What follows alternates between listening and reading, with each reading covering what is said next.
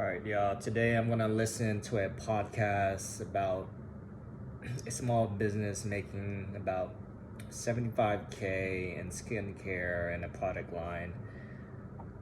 Presented to you by a local DC business called Sweet Kitchen. They have jerk chicken, they have curry chicken. I go here at least once a week. The food is a bomb. It tastes good. I usually eat it with cut sliced red pepper. Let's see if I can see my food right here. And then I also have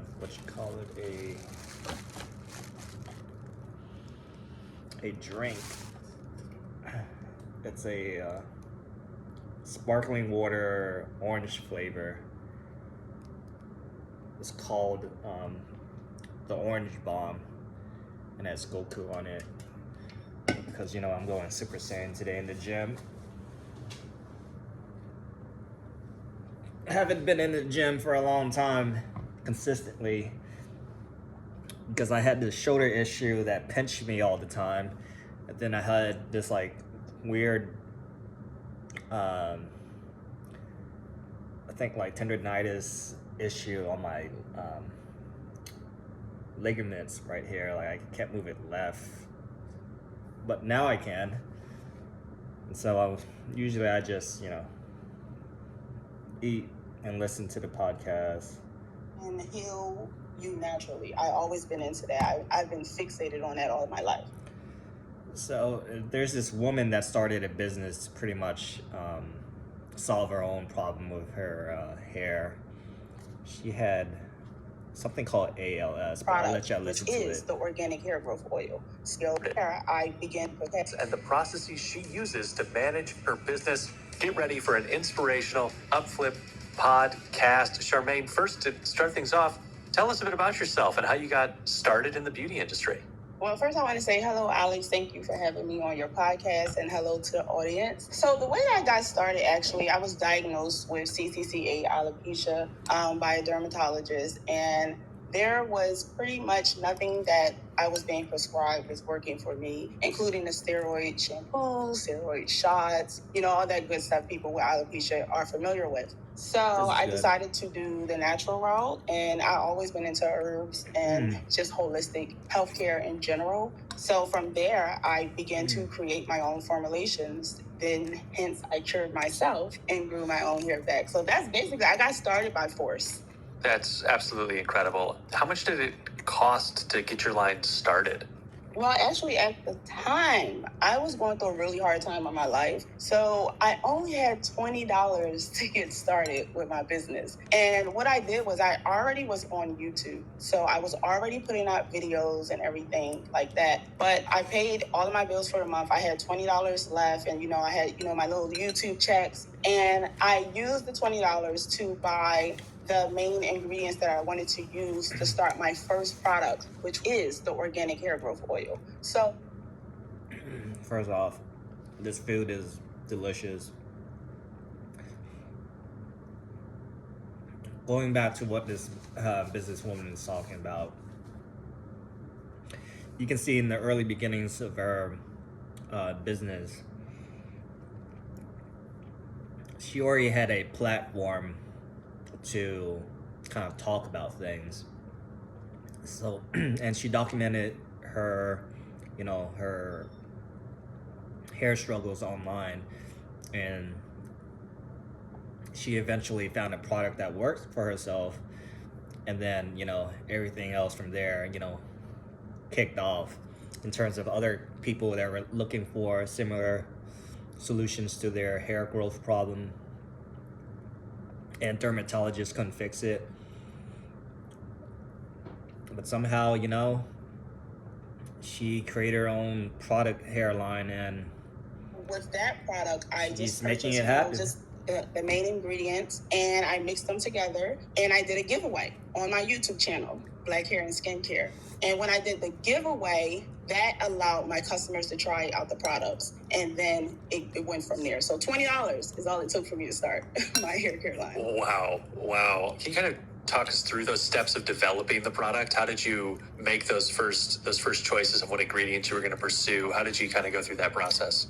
Yeah, so I always been into research with holistic herbs and just anything that can heal you naturally. I always been into that. I've been fixated on that all my life. So I started to do research on products or essential oils that would naturally heal the hair and scalp of inflammation, which is the main cause of CCCA alopecia. So once I did that, I started to formulate my first product, the organic hair growth oil. So it was basically research on natural ingredients. I'm gonna take natural out of it. We're gonna say organic because the cosmetic industry I think they have used natural. So I search for organic ingredients, and I use those organic ingredients based on what they would do for the body, hair, skin, or what have you, to create my first formulation for my product, the organic hair growth oil. And how long did that process take? How long were you researching and then experimenting and then getting that first product kind of to market? So I would say I did research for about 3 months. Then I created the product. Then I tested the product on myself for a year before I put it out there on YouTube to my subscribers. So it took me about a year to get the first product out there.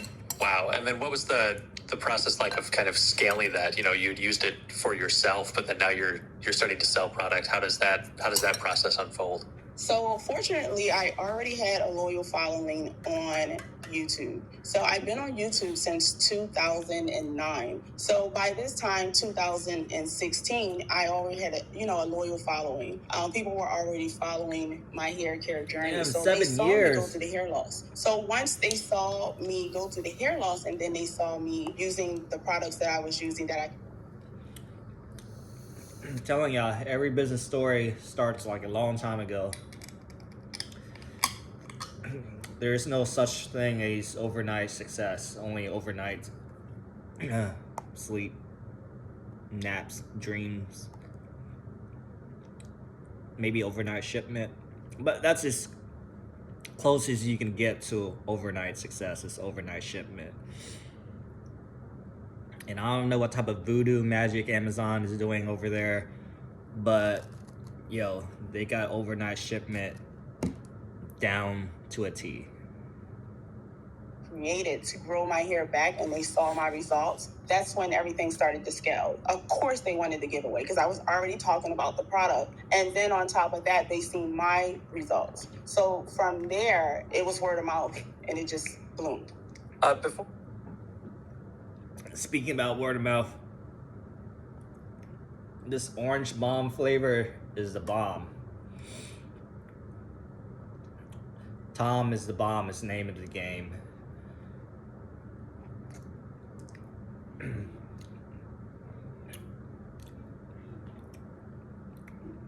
This sparkling, what you call it? Is this sparkling water? Yeah, it is sparkling water.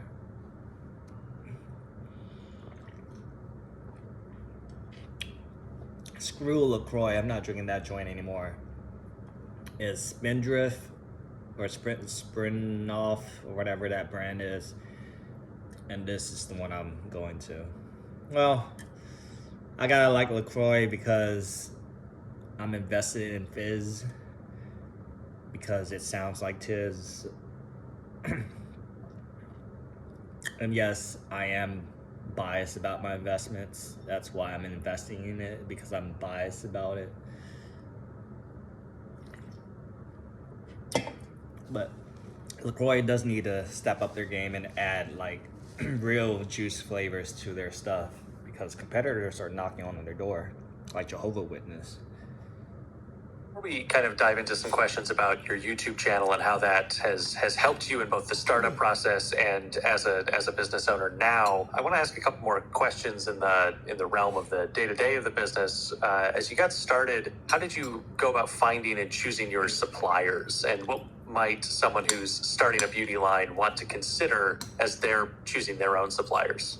Well, for me, because I create my own formulas, the first thing I searched was organic or raw suppliers, like for bulk or olive oil or bulk organic grapeseed oil. So I would search those things, and I found suppliers that way who provided bulk options. Also, I would want them to basically, just be careful on the internet where you buy from. Make sure you're doing your research on the company, because there are a lot of companies out here, that's scamming. So just make sure you do your research, and you'll be able to find good suppliers. And anybody can hit me up, and I'll, gladly share. And then as you kind of built this out, what kind of physical space was your business taking up, and how much does it take up today? Do you have a separate commercial space for inventory, or do you have a way around that expense that you might recommend? Yes. When I first started, I was in my kitchen beautician. So I was in my kitchen, and then I moved from my kitchen to my kitchen and my living room. Then I moved from my kitchen and my living room to my basement. And then I moved from my basement to, I just need a bigger house. So I actually moved. And then once I moved from Philly to Delaware, my basement is really big, and I use that now as my warehouse. But we're currently looking for commercial space. But up here in Delaware, it's pretty hard to find right now for some reason. But I basically avoid the expense of a commercial space right now just by making my basement my warehouse. It literally looks like a warehouse now. And now kind of shifting over to the YouTube channel, you mentioned that, a lot of word of mouth. You had a loyal following on YouTube when you launched the line. Is that still kind of your main form of marketing, or what other strategies are you using? YouTube 100% is still my main form of marketing, only because I like the energy of YouTube. The people on YouTube are so genuine, especially on my channel. They're genuine, they're caring, they're interested in what I have to say, and they know that I'm going to provide them with some great content that is going to help them in the long run, because I talk about a variety of different things when it comes to hair care, including medical hair loss and health. So I would still say YouTube to me is my number one, just my way of advertising. And then the second, because people find me on YouTube, then it's the word of mouth. They tell their family, they tell their friends, their coworkers, and I love that. I think personally, in my experience with paying for advertisement and having word of mouth, personally, word of mouth advertisement has worked better for my business. How has the way you use your YouTube channel shifted since launching the lines? And what benefits are you seeing from YouTube? And do you have any other platforms that you find equally valuable? The way my channel shifted, basically, when I first started YouTube, question. I was just talking about different ways to care for black hair and skincare, or just different hairstyles and everything like that. When I went through my issue, as my product when I launched my product, then I started to talk about health, the ingredients that are in products, how the ingredients in products affect you on the inside. So because I am kind of like a goofy clown, like on the inside and everywhere, like my family knows, I love TikTok. So to me, TikTok has becoming more beneficial, along with Pinterest, because you can post your ideas. You see that the easiest way to market yourself is to be yourself. She likes to be goofy, and she's on TikTok. If you like to be yourself and you have hot breath, use TikTok. On other words of business advice, things that she really things that you should know about, but wasn't kind of like focus, is how she went through and pick her suppliers or manufacturers.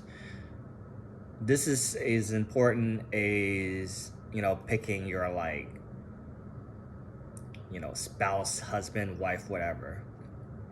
When you create a product and you need someone to produce this product for you, i.e. a manufacturing, or i.e. a distributor, you want to get that right the first time, not the second time, because it could totally distract you or destroy your business. Because as soon as customers gets a bad product, they're not going to trust you anymore, and they have multiple options to pick from. Not only that but you expose a weakness where a competitor can come in quickly and copy what you're doing and eventually figure it out, right? Because if you figure out the solution, eventually someone else is going to figure out the solution. So the best way to prevent those business issues is to select your supplier, distributor, manufacturing partnerships equally, and think of it as a high priority is picking your spouse. So the other part of this is after you have your distributor or product availability, the next thing that is most important obviously is, well, how are people gonna learn about your products, aka marketing, aka how are people gonna find this product or service? Is it a product or service that people usually think about as a high priority, or it's kind of like a what you call it, as needed service, or it's just a gift if it's seasonal? So learn how people are buying and purchasing your products and for what reason. And then when you're thinking about marketing it, you need a platform to market it on. One way that she has a first mover advantage is obviously her channel, where it connects her directly to the customers and people watching her channels that have hair loss problems. So she can talk about it in a genuine way where they can trust her